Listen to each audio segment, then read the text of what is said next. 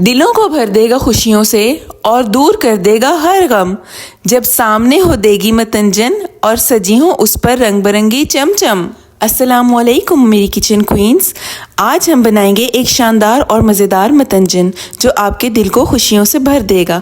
ये मीठा पकवान ख़ास तौर पर खुशियों के मौके पर तैयार किया जाता है और हमारा हर अहम मौका तकरीबन इस डिश के बगैर नामुकम्मल है।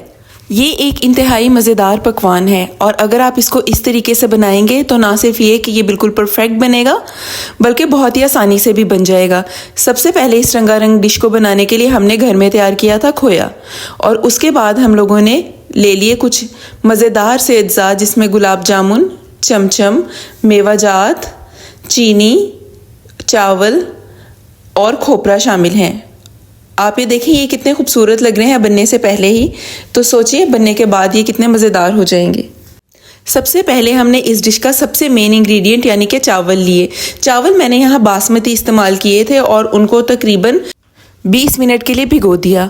यहाँ मैं आपको ये बात बताती चलूँ कि मैंने सिला चावलों का इस्तेमाल नहीं किया क्योंकि मुझे हमेशा मतंजन बासमती चावलों का ही पसंद है।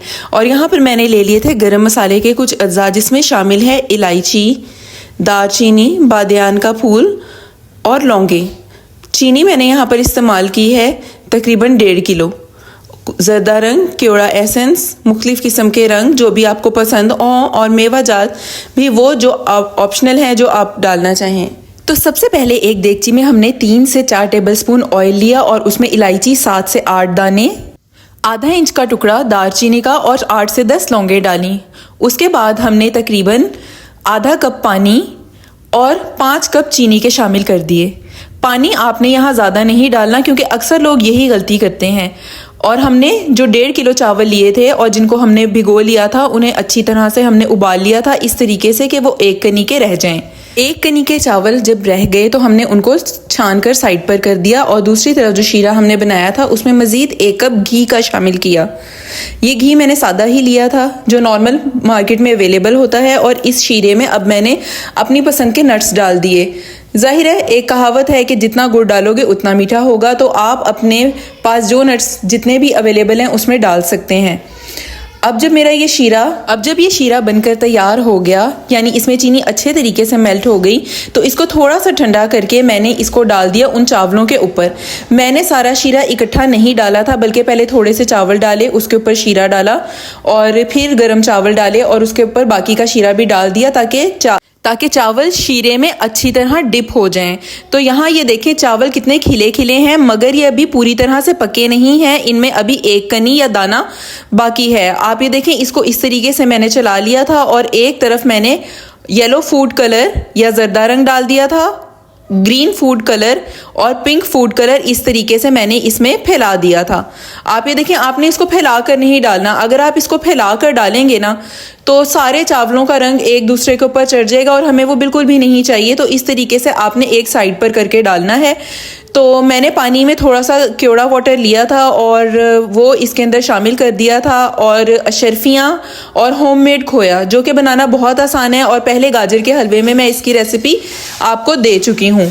ये करके मैंने इसको ढक कर रख दिया था कि इस तरीके से कि स्टीम बाहर ना निकलने पाए, और तकरीबन 5 से 10 मिनट बाद मैंने जब ढक्कन खोला तो देखें कितना खिला खिला जर्दा बनकर तैयार था, जिसका ना तो दाना टूटा है और बिल्कुल चावल अलग-अलग भी हैं और बिल्कुल साबुत हैं, और बाकी के जो बचे हुए नट्स थे वो मैंने इस तरीके से इसके ऊपर फैला दिए थे।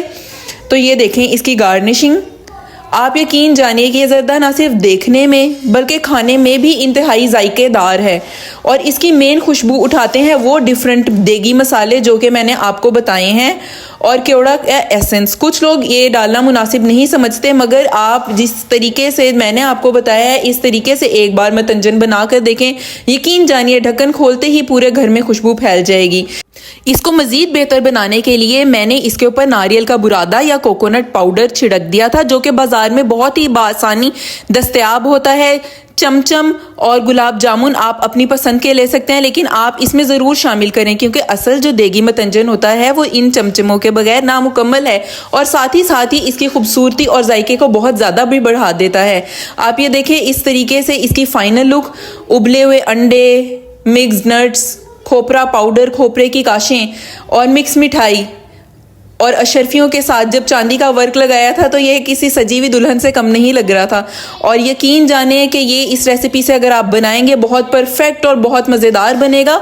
और आपने सिर्फ चंद टिप्स का ख्याल रखना है। एक तो ये कि जब आप चावल उबाल तो वो एक कनी के उबले हुए हों, और दूसरा ये कि जब आप उसे शीरे में डिप करें तो आपने इस बात का ख्याल रखना है कि ढकने से पहले शीरा तकरीबन खुश्क हो गया हो। सिर्फ 5 मिनट दम पर रखने से ही हमारा खिला खिला जर्दा बनकर तैयार हो गया होगा।